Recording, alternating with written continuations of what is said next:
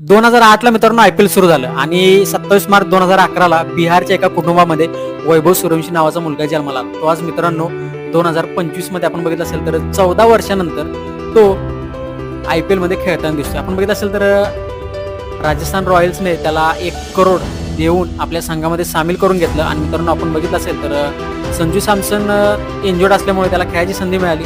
पहिल्याच मॅचमध्ये त्याने जबरदस्त खेळी केली होती, जबरदस्त षटकार सुद्धा मारले होते. त्याच्यावरूनच त्याची म्हणजे कार्यक्षमता आपल्याला पाहायला मिळाली आणि मित्रांनो आपण बघितलं असेल त्याची तिसरी मॅच होती, त्याच्यामध्ये तब्बल मित्रांनो त्याने अवघ्या 35 बॉलमध्ये त्याने शतक ठोकलेलं. मित्रांनो आपण बघितलं असेल तर भले भले मोठे खेळाडू आहेत, त्यांच्या नाकी न येतं, पण मित्रांनो याने हे करून दाखवलं कारण त्याची कठोर परिश्रम आणि मेहनत आणि लहानपणापासून खेळण्याची आवड आणि आपण बघितलं असेल तर शांत स्वभाव. त्याची जर मॅच तुम्ही जर बघितली त्याने शतक मारलं, पण मित्रांनो थोडं सुद्धा सेलिब्रेशन त्याच्याकडून आपल्याला पाहायला मिळालं नाही. एकदम सायलेंट. म्हणजे मित्रांनो त्याचं ध्येय आहे ते खूप मोठं आपल्याला पाहायला मिळत आहे.